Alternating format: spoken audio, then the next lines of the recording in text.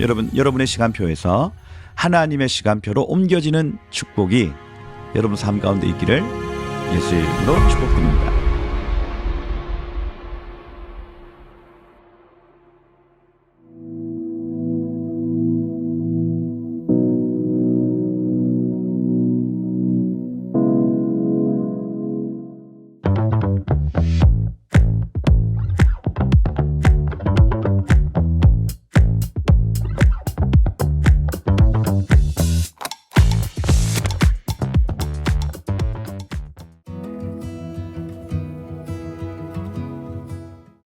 이스라엘에서 샬롬을 전합니다. 제 사무실에 오신 걸 환영해요. 여러분과 토라의 26번째 본문을 공부하겠습니다. 이번 주 토라 본문의 명칭은 쉐민입니다. 구약을 신약의 빛으로 공부하며 성령께서 우리 마음에 말씀하시길 기도하는 복된 시간 되길 바랍니다. 이번 시간에는 아주 강력한 메시지가 있을 것이니 이제 시작해 봅시다. 이번 주간 토라 본문의 이름은 쉐미니입니다. 자, 쉐미니는 숫자 8, 바로 8을 의미합니다. 그리고 이스라엘에서는 8, 즉 쉐모네라는 단어가 들어간 다양한 이름들이 있습니다. 그러니까 쉐미니는 8번째이고 숫자 8은 쉐모네입니다. 예를 들어 부엘세바가 있는데 그 이름에는 숫자 7이 들어있습니다. 그런데 기럇 시모나 같은 도시도 있습니다.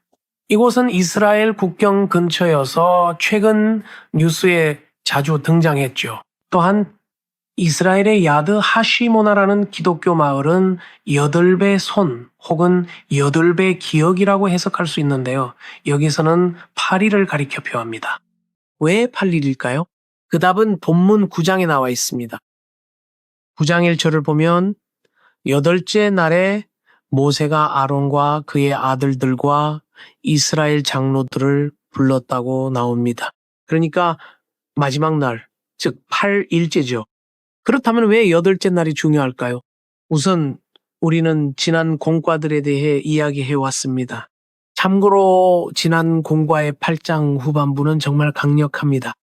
꼭 한번 다시 보시기를 추천드립니다만 여기서 하나님이 모세가 아론에게 말씀하시고 모든 임명과 성별, 즉 크두샤라고 하는 거룩함의 절차를 마친 뒤에 제사장인 아론과 아들들에게 회막문에 7일 동안 머물라고 하십니다.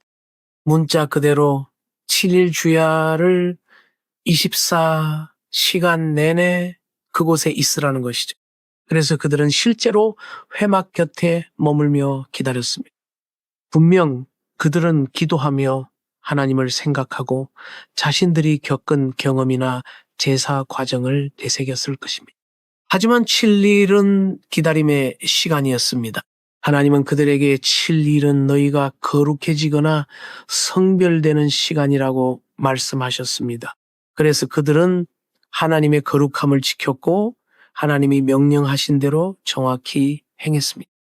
그것은 하나님의 계명이자 가르침이었고 성경은 이를 토라, 즉 가르침과 지침이라 부르는데 제사장들의 역할은 그것을 행하고 지키며 그 자리에 있는 것이었습니다.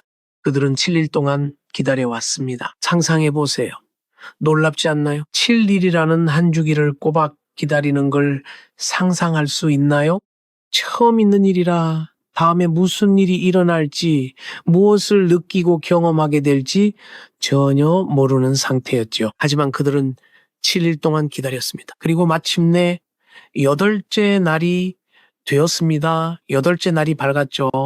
그래서 8째 날에 그들은 행동하기 시작했어요. 하지만 8째 날에 무슨 일이 있었는지 읽기 전에 놀라운 간증과 이야기를 하나 들려드리고 싶습니다. 이스라엘 북부에 한 아랍인 목사님이 제게 해주신 이야기입니다. 사실 그는 북부의 한 아랍인 마을, 옆에 있는 기독교인 마을에 살았습니다. 그곳은 다볼산 근처인데 다볼산은 예수님이 변형되어 영광 중에 나타나신 변화산으로 알려져 있습니다. 무슬림 공동체가 이 목사님에게 연락해서 말하기를 다볼산 기슭에서 뭔가를 발견했습니다라고 했어요. 아시다시피 그곳은 선지자 드보라의 산이고 예수님이 변모하신 모습이 바뀌신 산일 가능성이 높죠. 그리고 베드로와 요한이 걷고 있는 모세와 엘리야를 본 아주 강력한 체험을 한 곳이죠. 거기에 교회가 하나 있는데 그들이 무엇인지 확인하고 있었죠. 제 말은 파괴된 교회 말입니다. 비잔틴 교회 유적이에요. 아시다시피 고대 교회죠. 그래서 이게 무엇에 관한 것인지 확인해 보니 실제로 그 교회가 8인의 교회라고 불린다는 걸 알게 됐어요. 아니 9인의 교회예요. 9인의 교회 말이죠. 왜 9일까요? 예수님께서 요한과 베드로를 포함한 3명의 사도를 데리고 가셨기 때문입니다. 그리고 9명을 뒤에 남겨두셨죠. 그래서 9명의 사도가 그곳에 남아 기다렸습니다. 사실 옛날 사람들은 그 상황을 기념하기 위해 교회를 세웠습니다. 그 교회의 전체적인 주제는 남겨진 9 사도가 거기서 무엇을 했느냐는 것이었죠. 그들이 무엇을 하고 무엇을 느끼고 무슨 대화를 나누었을지 말입니다. 예수님이 3명만 데리고 올라가시고 9명은 여기 남겨진 상황을 상상할 수 있나요? 그래서 교회 전체가 세워졌고 건물이 지어졌습니다. 이 예배 초소는 남겨져 기다려야 했던 9 사도의 복된 기억을 기리기 위해 세워졌습니다. 사실 그들은 버려진 것이 아니라 어떤 이유 때문에 그곳에 남겨진 것이었습니다. 그래서 때로는 숫자도 매우 중요합니다. 여기서 우리는 성별과 임명을 위한 진리를 보게 되는데 이 거룩함은 매우 중요합니다. 이제 8째 날에 다음 장이 시작되고 우리 눈앞에서 이야기가 펼쳐지는 것을 보게 됩니다. 모세가 아론과 그의 아들들 그리고 이스라엘 장로들을 부르는 장면이지.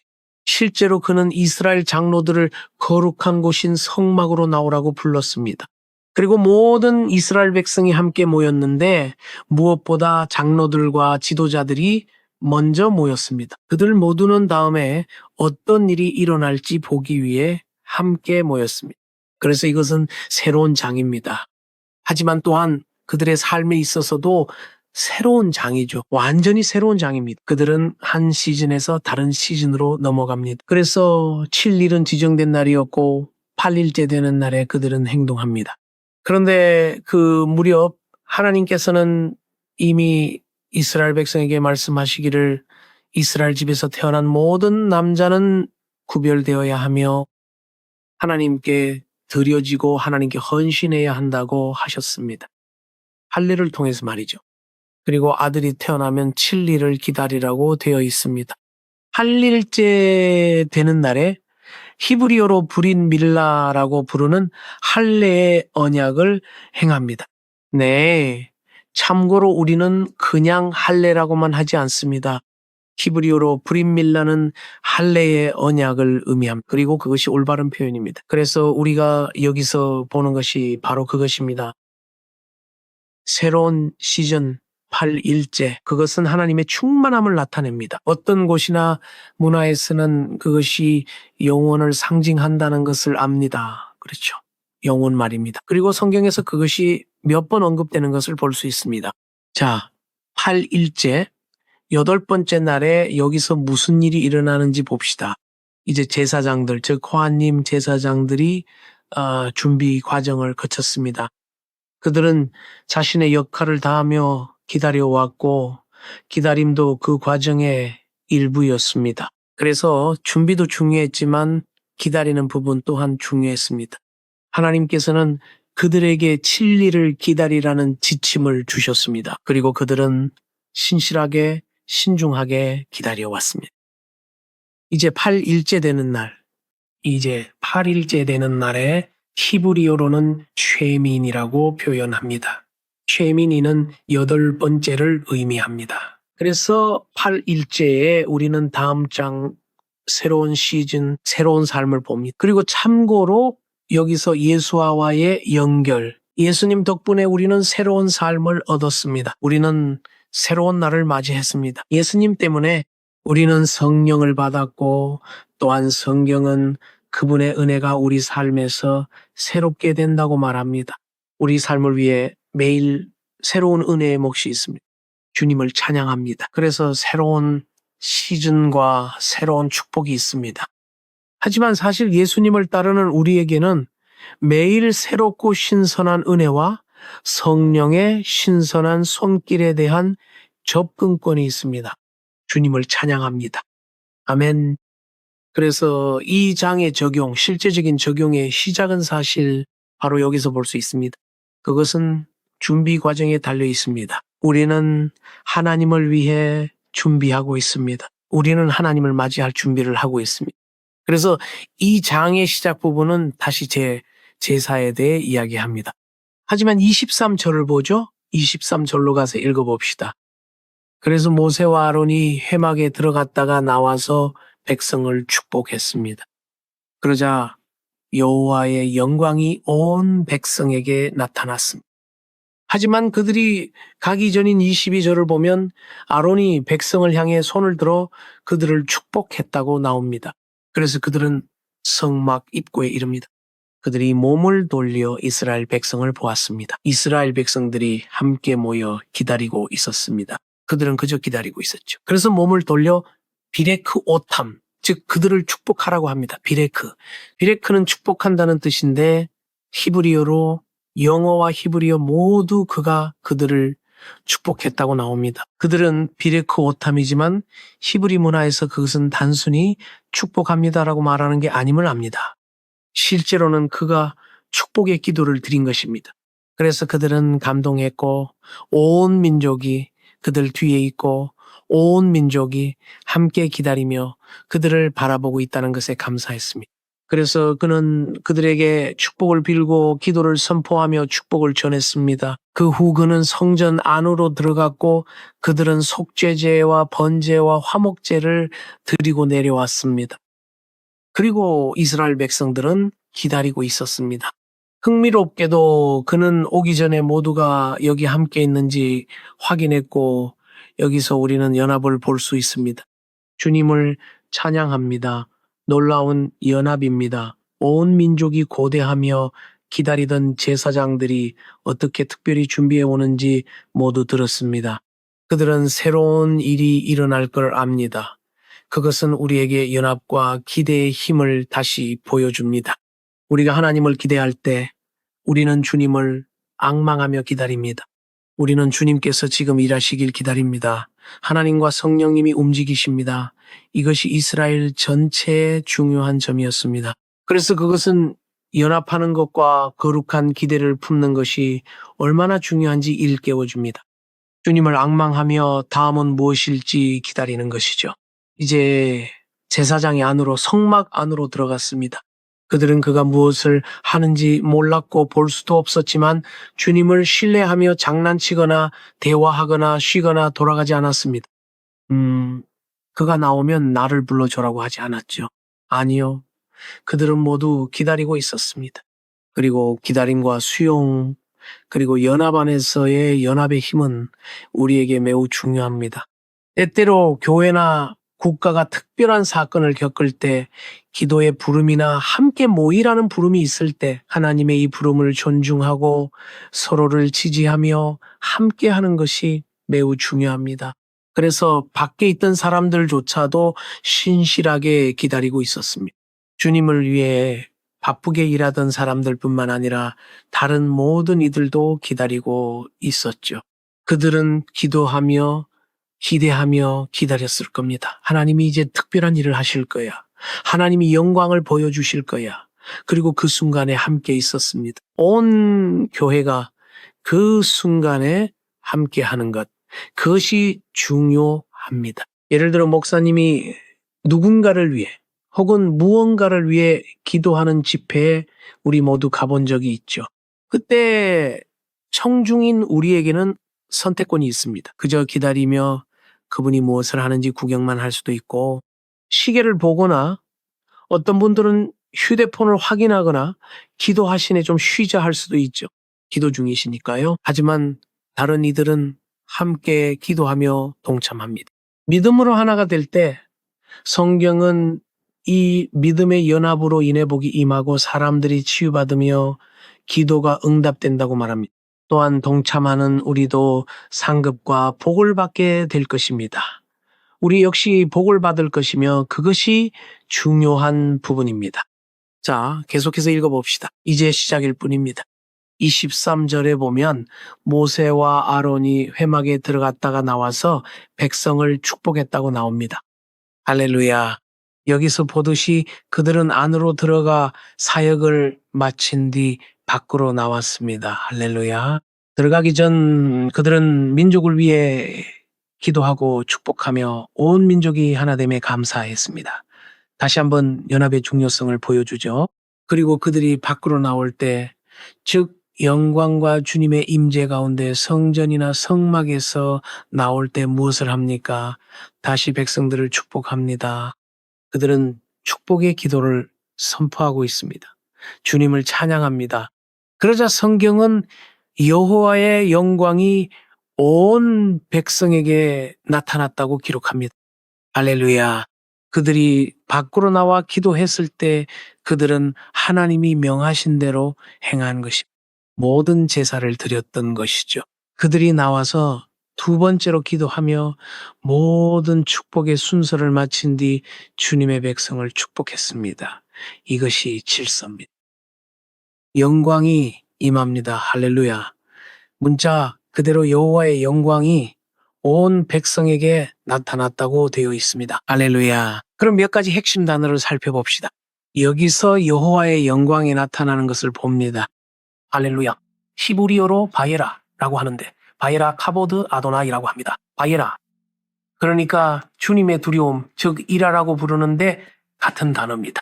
그리고 우리는 문법적으로 연결해서 이라트 아도나이라고 말합니다. 그리고 그들이 보았거나 영광이 나타났다고 합니다. 이것도 이라입니다. 보는 것은 리르옷인데 이라와 같은 어근인 라보다라는 단어를 쓰죠. 이 연결고리를 볼 수 있습니다. 여기서 영광의 나타남과 백성이 그 영광을 보는 것에 연결을 봅니다. 영광이 나타난 것이죠. 그런데 이 구절에서는 영광이 어떤 모습인지 설명하지 않습니다. 우리는 빛과 번개, 천둥, 불, 그리고 구름, 기둥 등 하나님의 영광이 다양하게 나타나는 것을 읽어왔습니다. 정확히 이 부분에서는요, 영광이 어떻게 나타났는지는 기록되지 않았지만 분명하고 확실하게 영광이 나타나 그들이 볼 수 있었고 주를 경외하게 되었다고 말합니다. 그들은 주님을 뵙고 그분의 영광을 본 것입니다.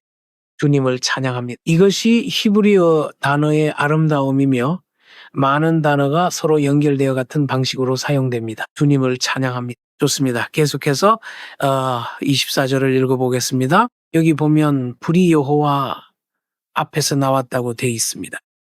영광이 나타난 것을 보는 것이죠.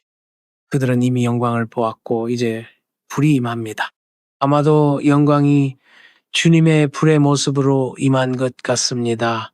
분명 그들은 영광을 인지했고 이제 불이 내려오는 것을 봅니다. 그리고 영광은 임재와 함께 찾아옵니다. 단순히 영광만 있는 것이 아닙니다. 영광이 임하면 사람들은 그것을 경험합니다. 그들은 영광을 보고 또 경험하죠. 우리가 하나님의 영광을 볼 때 마음에 새겨지고 변화가 일어납니다. 그것은 우리를 진정으로 변화시킵니다. 그것이 영광의 목적입니다. 하나님의 영광은 초자연적인 것이고 하나님의 본성에서 온 무언가를 마주하게 하죠. 하나님의 임재에서 온 것이 우리를 완전히 밖으로 끌어내 일깨워 줍니다. 평범한 세상적 삶에서 벗어나 더 많은 것, 영적인 삶과 축복, 영적인 차원이 있음을 알게 해줍니다. 주님을 찬양합니다. 그것이 바로 그 경험입니다. 이제 읽어봅시다. 그리고 불이 여호와 앞에서 나왔습니다. 어떻게 번역되었는지가 흥미로운데 단순히 여호와로부터가 아니라 불이 여호와 앞에서 나왔다고 되어 있습니다. 할렐루야. 그래서 그것은 히브리어로 미프네 아도나이 즉 여호와의 얼굴로부터 온 것입니다. 네, 히브리어에서 리프네라는 단어는 그분 앞에서라는 뜻으로 쓰이지만 또한 리프네는 그분의 얼굴이라는 의미도 담고 있습니다. 그래서 거기에는 항상 얼굴이라는 단어가 들어있죠. 그러니 여호와 앞에서 혹은 여호와의 얼굴로부터 어느 쪽으로든 번역할 수 있습니다. 이것은 하나님이 부리심을 상기시켜 줍니다. 할렐루야. 그리고 이렇게 말합니다. 태체 애쉬, 불이 나왔다는 의미죠. 불이 여호와의 얼굴로부터 혹은 여호와의 임재로부터 나왔습니다.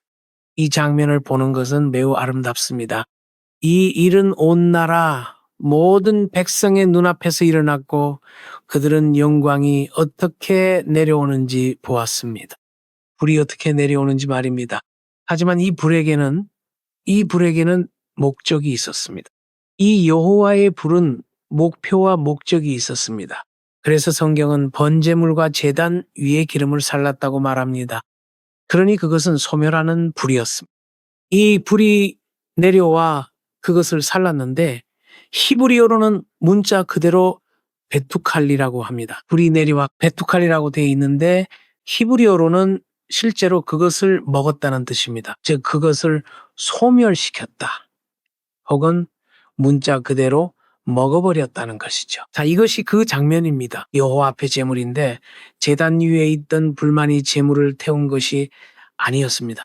하나님께서는 기다리길 원치 않으셨고 이스라엘 모든 백성에게 장엄한 무언가를 보여주셨습니다. 그분의 임재로부터 불을 보내셨고 하늘로부터 불이 내려왔습니다. 그리고 그들은 차이점을 보았습니다. 제물이 불이 있는 제단 위에 올려진 그 순간 제단 위에 그대로 있었다면 어차피 타버렸을 것입니다. 하지만 하나님께서 개입하셨고 하늘에서 불을 보내셨습니다. 그렇게 하늘에 불이 제물 위로 임했습니다. 그리고 성경은 그것을 먹거나 소멸시키고 완전히 소멸시키고 즉시 완전히 먹어치운다고 말합니다.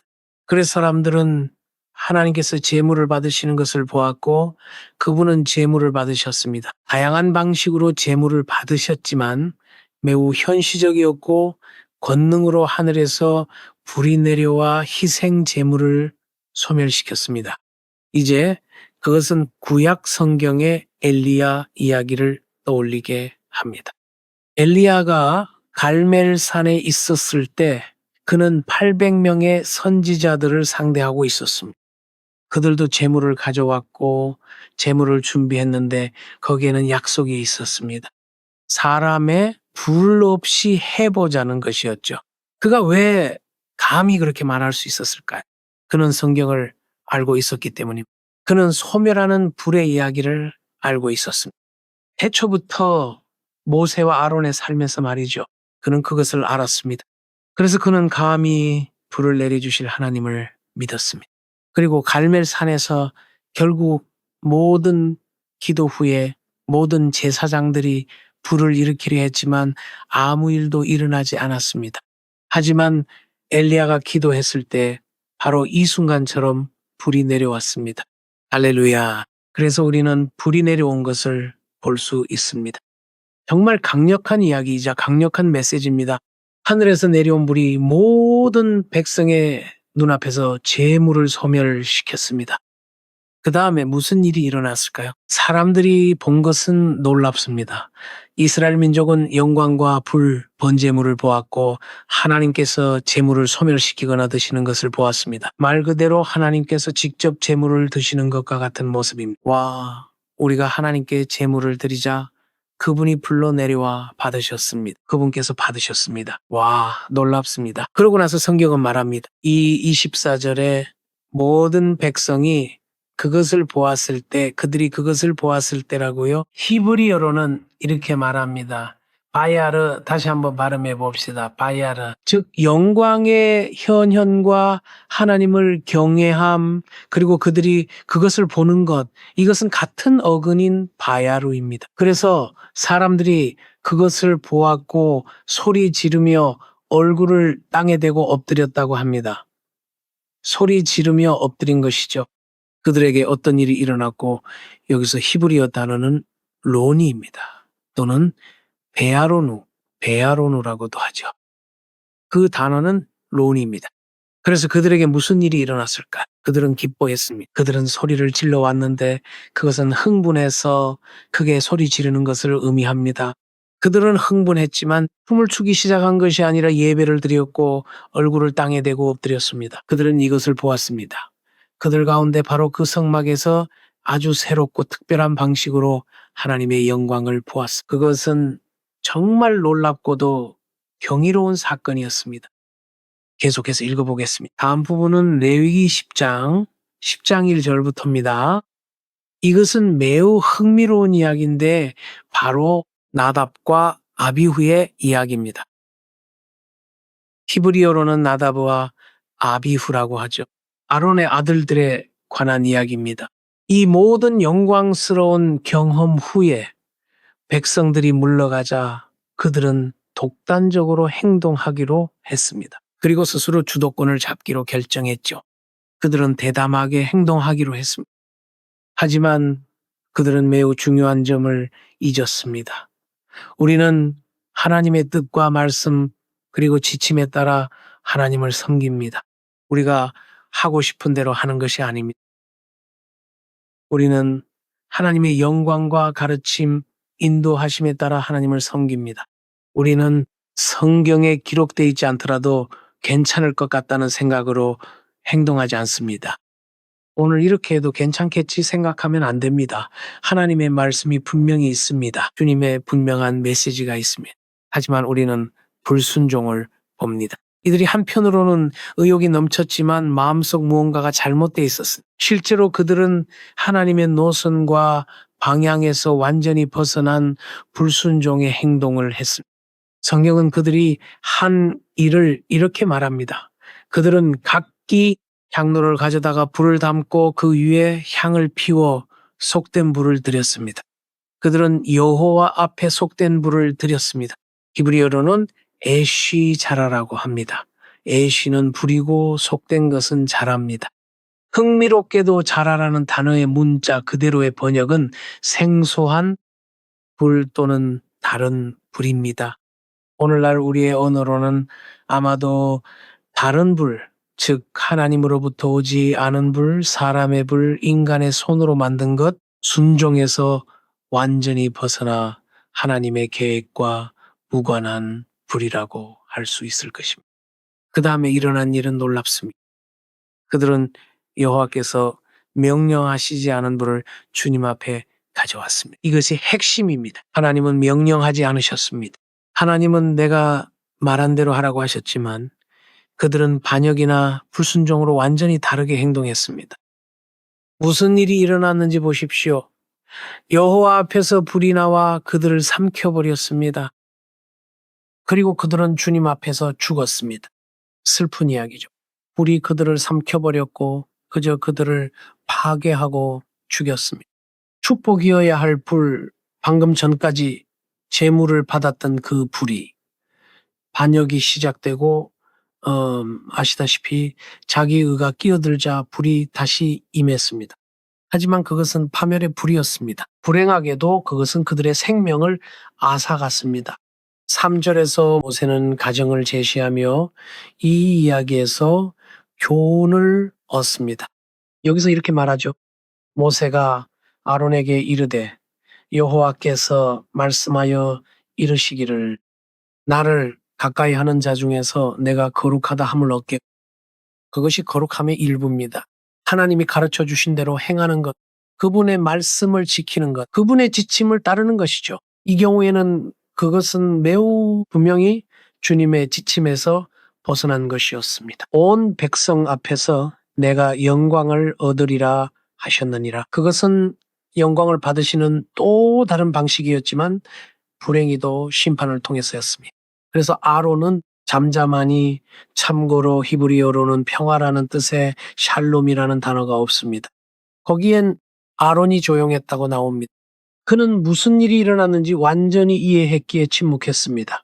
상상이 가시나요? 분명 가슴이 찢어졌을 겁니다. 강력하고도 고통스러운 교훈입니다. 우리는 그분의 영광과 언약 그리고 성경에 비추어 주님을 섬기도록 부름받았습니다. 그저 우리만의 계명을 만들어내고 온갖 다양한 방식들을 지어내는 게 아닙니다. 내가 하고 싶은 대로 다 하고 싶다거나 내 삶에 내 기준을 두겠다. 나 스스로 감당할 수 있다. 이것저것 하도록 스스로 허용하겠다는 식이어서는 안 됩니다. 아니요. 그것은 전적으로 하나님의 말씀에 대한 순종입니다. 거기에 축복이 있고 영광이 있고 능력이 있으며 그분의 영광이 나타남이 있습니다. 그렇지 않으면 위험해질 수 있고 확실히 좋지 않습니다. 그 이후로 같은 이야기나 이런 종류의 이야기를 많이 보지는 못하지만 가끔은 그런 일조차 일어나는 것을 봅니다. 그럼 계속해 봅시다. 우리는 애쉬자라 그리고 실질적인 적용에 대해 이야기해 왔습니다. 하나님은 사랑이실 뿐만 아니라 거룩하시며 우리를 거룩하게 만드십니다. 이것이 중요한 부분입니다. 이제 이번 토라 읽기, 토라 부분의 마지막 장 혹은 마지막 부분, 마지막 메시지로 넘어갑니다. 몇 가지 매우 중요한 점을 짚어보겠습니다. 사실 10장입니다. 10장은 우리에게 매우 중요한 단어들을 주는데 10장의 핵심 단어는 카도시, 즉 거룩 카도시가 될 것입니다. 그래서 사실 제사장들은 어떤 술도 마셔서는 안 된다고 나옵니다. 그들은 맑은 정신이어야 하며 그것이 성막에 올 때의 메시지입니다. 정신을 차리십시오. 포도주를 멀리하고 정신을 흐리게 하는 것은 무엇이든 가까이 하지 마십시오. 하나님은 당신이 그분을 섬길 때 맑은 정신이어야 한다고 말씀하십니다. 그렇다면 왜 우리가 맑은 정신이어야 할까요? 성경은 거룩한 것과 속된 것을 분별하기 위해서라고 말합니다. 하나님은 제사장들에게 그분 앞에서 맑은 정신을 유지하라고 하십니다. 정신을 흐리게 하는 어떤 물질도 만지지 마십시오. 집중하고 맑은 정신을 유지하십시오.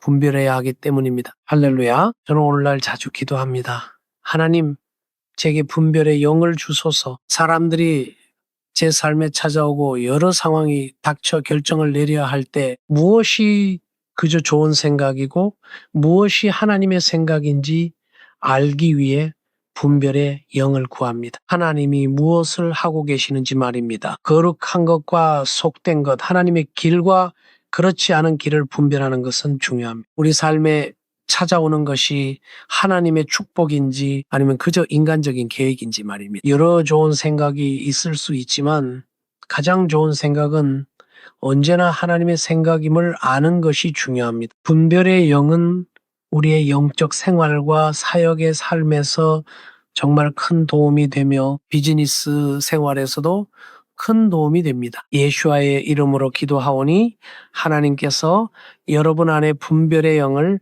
더하시길 바랍니다. 하나님의 은혜와 은사로 거룩한 것과 속된 것, 하나님의 지혜를 쉽게 분별할 수 있기를 세상의 지혜나 여러 제안들 사이에서 말입니다. 정말 강력한 메시지입니다. 다음 부분은 그들이 분별하고 가르쳐야 한다는 것이었습니다. 사람들을 가르치는 것이지요. 스스로 진리를 깨닫고 사람들에게 분별법을 가르치는 것, 그것이 바로 사역입니다. 이번 토라 부분의 마지막 부분은 토라 부분의 마지막 장인 레위기 11장입니다. 하나님은 음식에 관한 모든 지침, 즉 정결한 것과 부정한 것인 코셔 음식에 대해 말씀하십니다. 오늘날 우리는 그것을 코셔라고 부르죠. 그렇죠. 정결한 음식과 부정한 음식 말입니다. 하나님은 아주 명확하게 구분하시며 먹을 수 있는 동물과 먹을 수 없는 동물, 즉 코셔와 비코셔를 말씀하십니다. 내 말을 지키라 하십니다. 45절은 이렇게 말합니다. 나는 너희를 이집트 땅에서 인도하여 낸 주인이 너희의 하나님이 되려 함이라. 히브리어로는 엘로힘, 즉 너희의 하나님입니다. 내가 거룩하니 너희도 거룩할지어다. 우리 안에 그분의 거룩함을 나타내기 위해 먹을 음식과 먹지 말아야 할 음식을 정해주신 것입니다. 다시 말하지만 이것은 순종의 행위를 말씀하시는 것입니다. 오늘날의 의학 지식으로 볼 때 하나님께서 먹으라 하신 것과 먹지 말라 하신 것은 일리가 있습니다. 사실 과학적으로도 그것은 타당합니다. 하지만 오늘은 그 부분까지 다루지는 않겠습니다. 분명 예수님은 말씀하셨습니다. 이제 예수님 안에서 우리를 거룩하게 하는 건 육체적으로 먹는 게 아니라 우리 마음으로 들어오는 것, 우리가 바라보는 것, 우리 눈으로 보는 것, 그리고 우리 마음속에 들어오는 것이 우리를 거룩하게 하거나 부정하게 만든다고 말이죠. 그리고 예수님은 실제 음식을 먹고 성경적 코셔를 지키는 것에서 우리 내면으로 들어오는 실제적인 영적 삶으로 초점을 바꾸셨습니다. 그러므로 우리는 깨끗한 것, 영광스러운 것, 선한 것을 받아들여야 하며 모든 죄와 모든 나쁜 것들은 보거나 만져서는 안 되며 멀리 해야 합니다. 그것이 바로 메시지이며 우리 시대를 향한 예언적 메시지입니다.